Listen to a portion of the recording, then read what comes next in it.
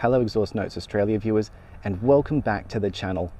With me today is Peugeot's new 508 Sportswagon in plug-in hybrid form. And really I think the best thing that I can do right now is leave the frame.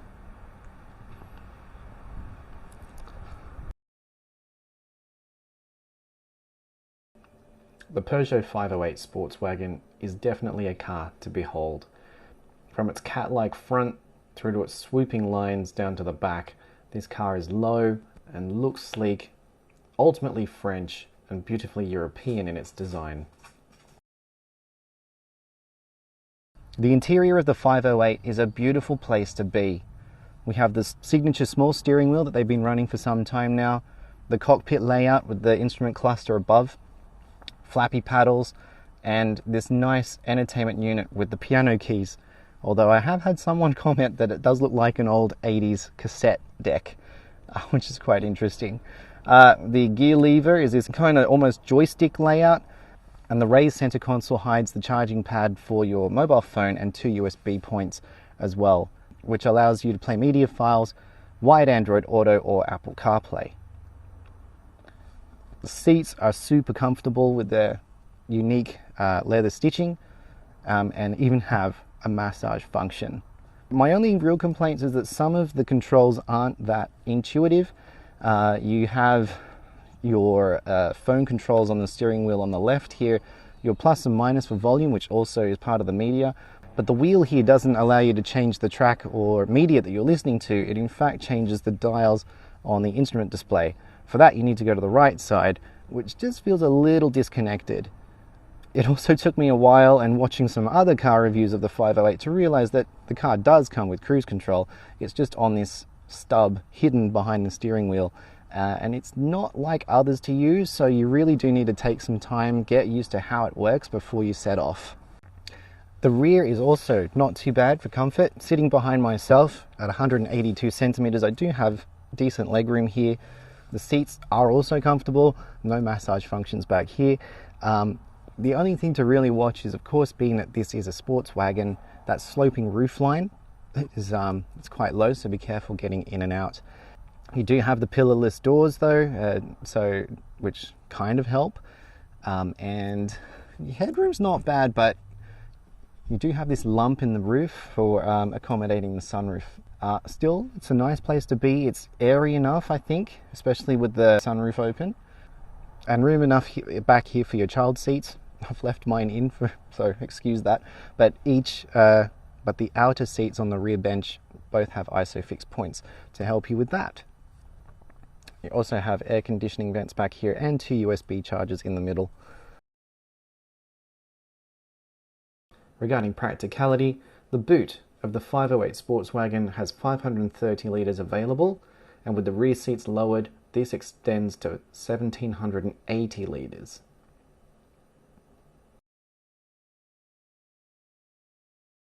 The 508 recharges with a standard Mode 2 cable connection. So, let's get to driving the Peugeot 508 Sportswagon Plug-in Hybrid, or PHEV. Now, full disclosure viewers, I was looking into one of these, not the PHEV, but I was eyeing off the Peugeot 508 not so long ago when I was looking for my next car. And I never got to driving one, I never got to sit in one. So I figured that maybe the engine was a bit too small for what I would want to use it for. Maybe I had a little bit of trepidation about it being a Peugeot, a French car. It's a little bit obscure, and I mean, you don't see many of these around. You don't see many Peugeots on the road in Australia, unfortunately. Much to the disappointment of those of us on the road, because these are absolutely stunning cars. So I was very excited to be able to get my hands on and review a Peugeot 508 Sportswagon for Exhaust Notes Australia. And so now I have to put my objective hat on for all of you, because that's why you're watching this. And I have to admit, it's going to be pretty hard because I really like this car. Driving impressions. It is smooth as butter, and I think that may come down to the fact that it is hybridized. Just driving around, it is smooth. Pulling away is effortless, and it's a lot quicker than you might actually think. We have 165 kilowatts combined in this car. It only has a small battery, comparatively, I guess. From that you get about, I think the rated is 55 kilometers range on the electric motor. I've been seeing 48 to 50, so it's not too far off. And that has allowed me to kind of get to work and back without too much hassle. And as a result, we're kind of sipping the fuel here. Let me do a check. I'm seeing the 4s. Let's have a look now. What are we getting? Well, it's a little higher than that, but I've been doing this review, so let's just go with, yeah, we've seen low to mid 4 point somethings for the litres to the 100, which I don't think is too bad. And then that brings us to the downside of the electric system rollout across Australia, I guess. So I'm happy that this is a plug-in hybrid, so I do have the combustion engine to fall back on if anything doesn't work out as planned. So my workplace recently, or I believe recently, installed a bunch of car chargers. And of course I figured, well, that's easy. I can rock up to work, get this thing charged and drive back. No worries. Of course, the plugs are not compatible with the 508, which uses the new standard Mode 2 connector.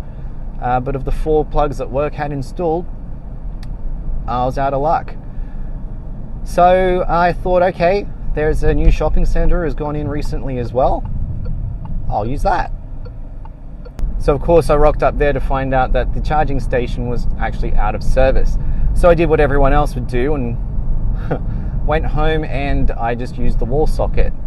And so my house is not geared up for an electric car at the moment. I don't have a wall charger, but on the standard plug, it took about 6 hours to get the car back up to a full charge. So that's not too bad.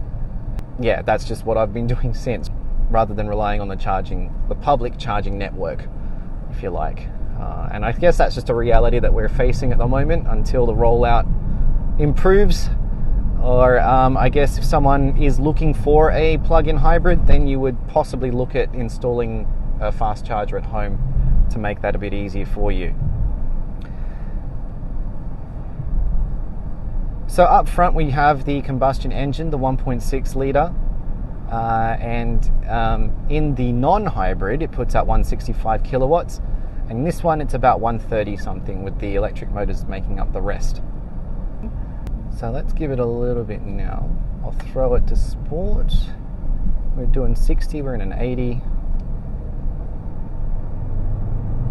And very quickly we're up to speed. From a standstill, this thing also just surprises. It drives and feels like a much smaller car, even though it's super long, and it has that really sporty feel about it, which is what I really like. And it's nice to see that companies like Peugeot and others are still offering a wagon option. I think the main thing that goes not against this car, but you have to really consider, is that you're spending upwards of $85,000 in this spec, and $1,000 of that goes to the paint. This pearl white paint is a $1,050 option. The only color you can get that doesn't cost you anything is actually a really nice ink blue. You can also get a red, black, grey, silver, and this is pearl white, of course. This car is around $85,000 with the plug-in hybrid. Peugeot are currently doing a drive-away deal on the non-hybrid 508 Sportswagon for $64,990 drive-away. That's quite a big price difference, considering for the two-edged sword that is having a plug-in hybrid. The price tag also puts this in a bit of an interesting area against the competition. The only car that sort of matches it for price is the Volkswagen Arteon, which also comes in a wagon, of course. But a lot of the other competitors that you might think of, Skoda Octavia, even the Skoda Superb, Mazda 6, all come in under, well under the 85 that we're looking at here. And then to go for something from the Germans, for Audi or BMW, you're heading towards the six figures. So yeah, this sits very isolated in the price range, and I think Peugeot know that. They know this is a niche vehicle. I think you're really going to want, anyone looking at this car will know that they want a Peugeot, or that they really want this style of vehicle. And look, it is a beautiful car. I know I've said that already. That's why I was looking at one. And you know, I have pretty much used every opportunity to get into this car and just drive it, because it just has been a real pleasure to actually drive around.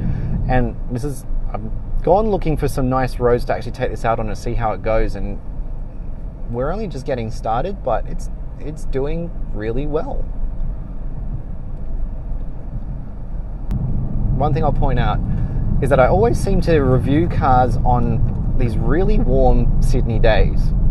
We got another one today. We're in 30 plus degrees Celsius, and for a European car, the air conditioning is doing really, really well. It's keeping me nice and cool. It's not actually blowing too hard, so that's actually really nice as well. So the car doesn't feel like it's breaking a sweat to do this. So that's also really nice on this really lovely day. It's just a nice day to just get out for a Sunday drive and just enjoy driving. And this car is rewarding me. You know, it's impressing me with every trip I've made in it. Yeah, so am I being objective, viewers? I'm really trying here. I'm really trying. So I think I have to list off the negatives, some of the negatives, the quirks. The fact that it took me a couple of days to find the cruise control, the cruise control on the lever here, because it's obscured by the small steering wheel. That was an interesting one. I'm like, of course a car of this level has got to have cruise control. I just couldn't find it without watching a review from someone else and go, there it is. The hidden charging point for the phone underneath the floating center console. Look, it's a good idea. It keeps the phone out of sight, but it allows it to do its thing. But then also to have the USB points down there as well. I mean, it keeps it all together, but it's just one of those things like, why is it there? The user experience of having to go to the screen and not just have physical buttons and knobs for the air conditioning. I mean, look, you'll get used to these things. It's not intuitive straight away. The car has been giving me an error most times that I've started it up about the battery traction system, which I believe is a common thing and hopefully is a quick fix when it goes back to Peugeot.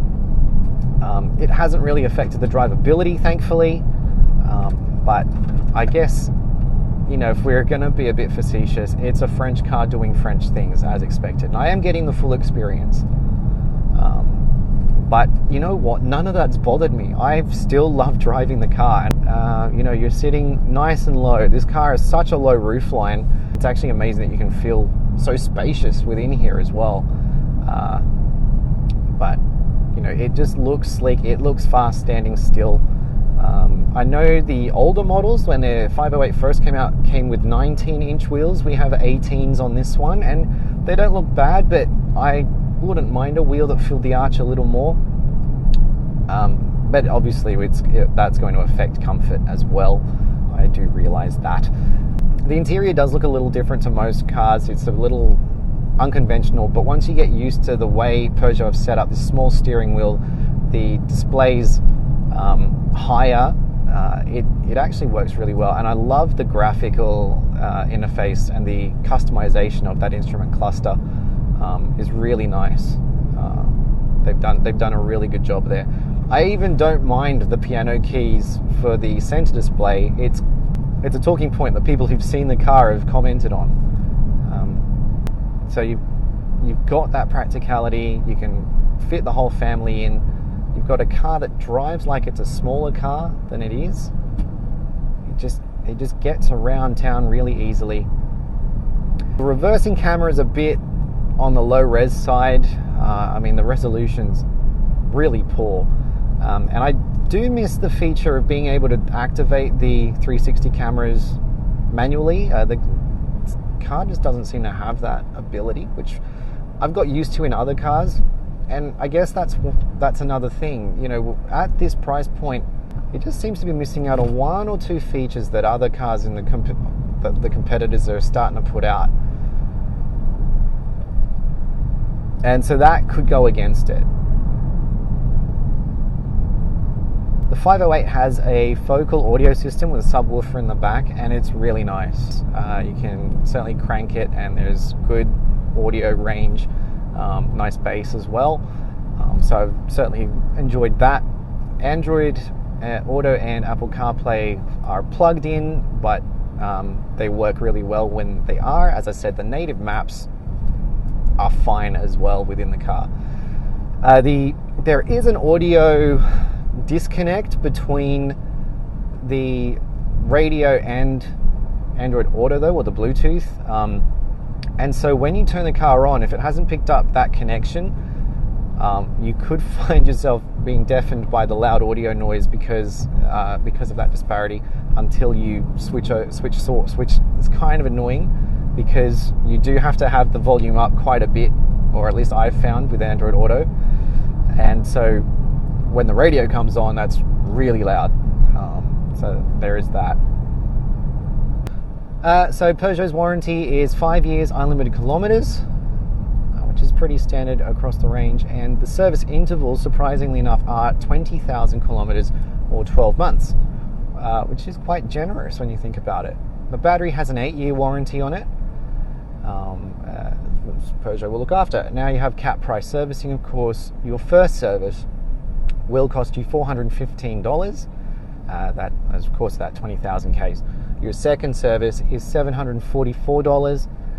The third service, back to $415. Your fourth service, 80,000 Ks, is $1,006.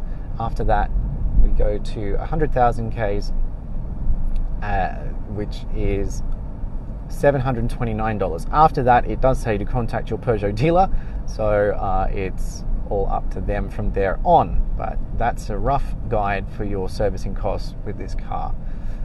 And this one already needs to go back to the dealership with with that little error message. Handily enough, every time you do turn it on with that error message, the navigation will plot in the route to the nearest Peugeot dealership, which is thoughtful, I guess.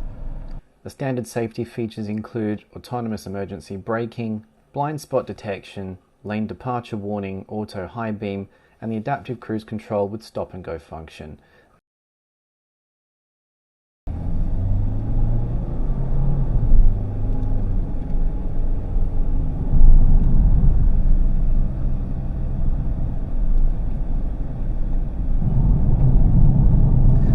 So I think, you know, a lot of people might be quick to put it down and just say it's European handling, but I don't know if anyone really expected the car to handle this well. It's a big station wagon at the end of the day. Sportswagon at that. Front wheel drive. And yeah, it's just got this really well sorted. As we come down this hill into these bends.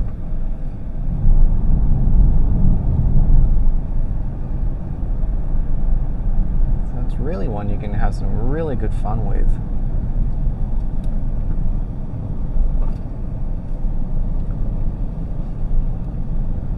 You've got to love the small steering wheel it just feels a bit like a race car. And there we go. That's it. Yep.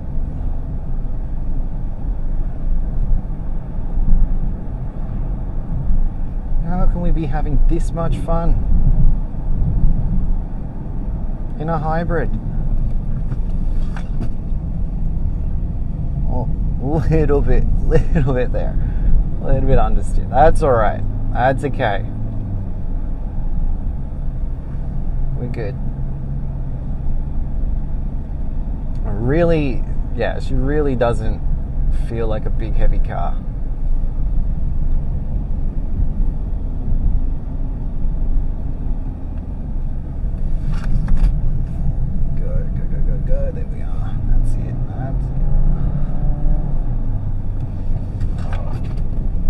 those stuff's rolling around in the back, but she's gripping, she's holding on. Yeah, that's it. Nice.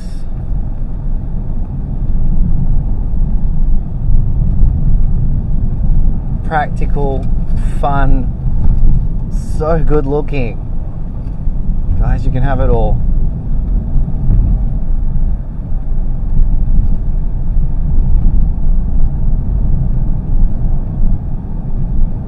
That was a really good run, actually. That was good. We had no traffic. Damn. I don't want to give this car back. Seriously.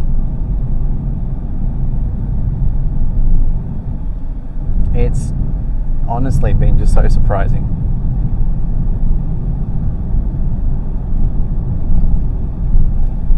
Alright, I think I'm going to have to settle down and I'm going to have to go home. Go home. But, oh, this has been great. This has been really good.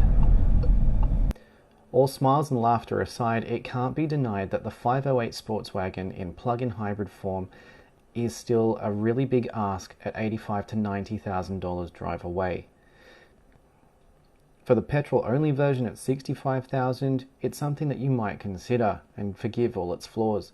But that huge price difference to this puts the 508 Sportswagon in an extremely niche market. However, if you are after this car, I can say you're not likely to be disappointed. Yeah, so what are your thoughts? What do you think? If you've bought a Peugeot 508, what's the ownership experience been like? Please don't forget to subscribe to the channel, like and comment, do all those things. We are trying to put out as much content as we can with interesting cars, affordable cars, fun cars, and yeah, to that version of me in that alternate timeline who's driving one of these, I hope you've got a big smile on your face, because I certainly do right now, and I'm just going to keep enjoying driving this car for as long as I've got it. So, thanks guys, thanks for watching, thanks Exhaust Notes Australia, and thank you Peugeot Citroën Australia.